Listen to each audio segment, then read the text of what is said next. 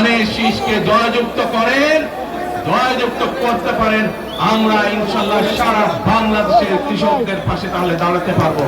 দাঁড়াতে চান কৃষক ভাইদের পাশে? আলহামদুলিল্লাহ।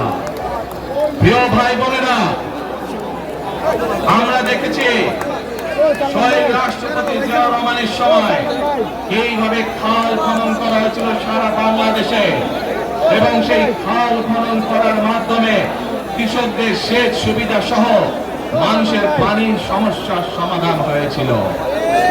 জানেন আপনারা এতে খাল খনন নিয়ে কে কে জানেন? কে খাল খননের কথা শুনেছেন? এই তো হাজারো মানুষ হাত তুলেছে।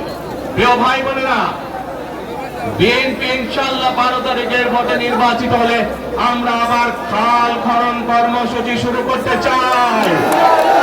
সারা দেশে, সিলেটের 12 সারা দেশে খাল খনন শুরু করতে চাই। কারা কারা খাল খনন করতে চান? আলহামদুলিল্লাহ। আমরা দেশে খাল কাটবো, দেশের নদীতে পানি নিয়ে আসবো, খালে বিলে পানি নিয়ে আসবো। কেন?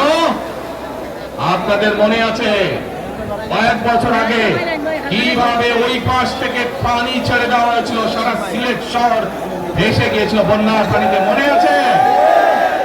সেজন্যই আমরা বলেছি একটি কথা, আমরা দেখেছি গত 15-16 বছর কিভাবে এই দেশকে অন্য দেশের কাছে বন্ধক দিয়ে দেওয়া হয়েছিল।